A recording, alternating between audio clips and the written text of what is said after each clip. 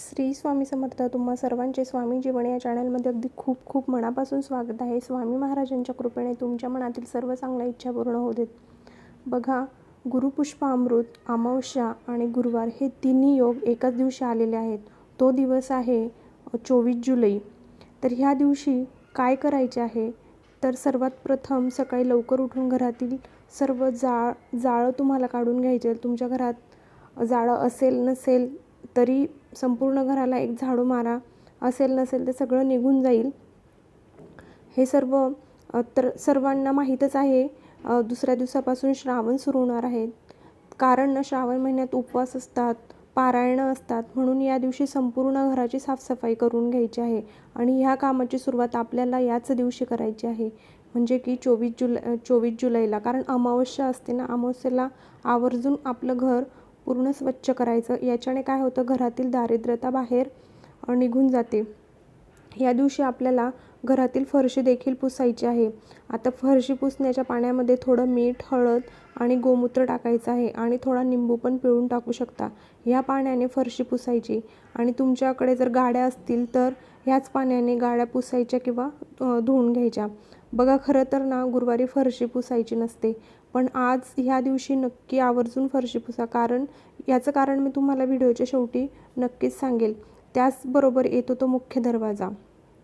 कारण या दिवशी गुरुपुष्पामृत आहे. तर या दिवशी आपल्याला मुख्य दरवाजा, म्हणजे जो मुख्य दरवाजाचा उंबरठा असतो तो स्वच्छ पाण्याने आधी पुसून घ्यायचा. त्यानंतर तुम्हाला त्याच्यावर हळदीचं लेपन करायचं आहे.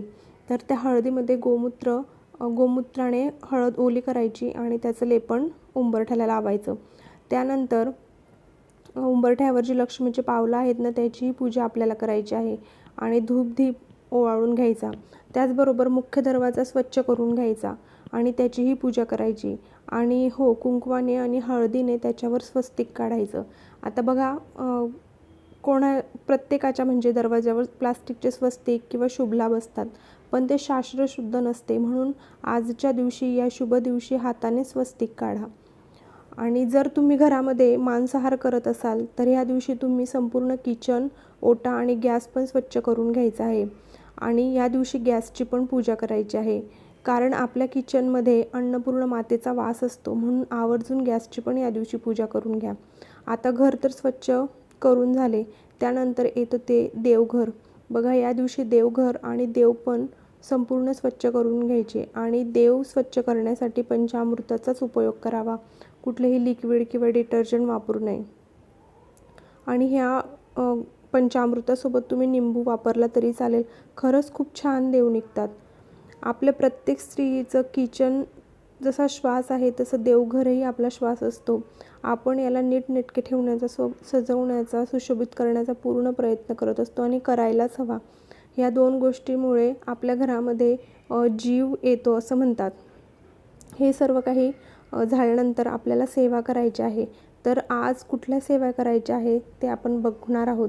बघा, गुरुवार आहे आणि गुरुपुष्पामृत योग आहे, म्हणून तुमच्या घरात स्वामींची मूर्ती असेल, फोटो असेल तर या दिवशी अभिषेक करून घ्या. गुरुवार आणि गुरुपुष्पामृत या दिवशी गुरूंची सेवा केल्याने अनेक आशीर्वाद मिळतात. बघा, खरंच सांगते, आयुष्यात जर राजयोग यावा असे तुम्हाला वाटत असेल ना, तर स्वामींची सेवा करा, तुमच्या गुरूंची सेवा करा.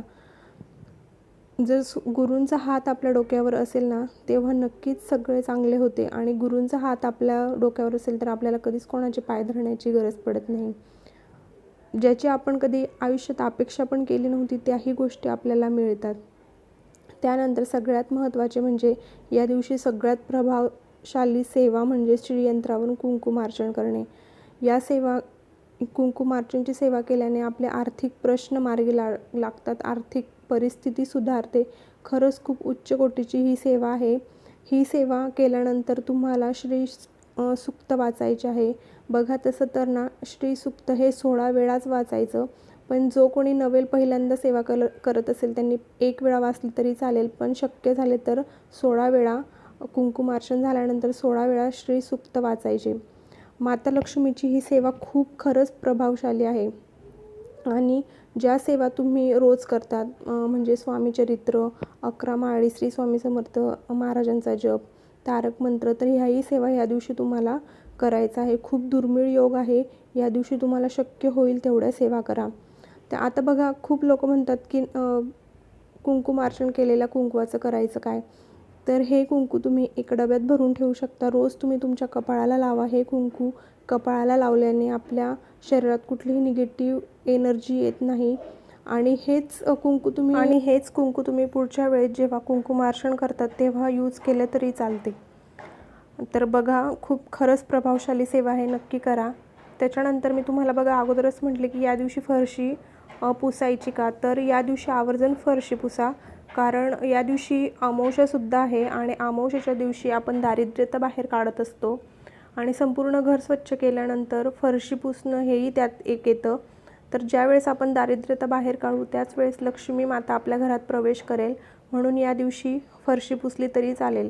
इतर गुरुवारी तुम्ही खरंच फरशी पुसू नका, कारण फरशी पुसल्याने लक्ष्मी माता बाहेर जाते असं म्हणतात. पण अमावस्येच्या दिवशी जर गुरुवार आला तर फरशी पुसायची.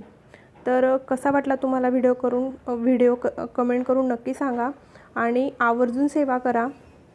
व्हिडिओ आवडला असेल तर लाईक, शेअर, सबस्क्राईब करा. श्री स्वामी समर्थ.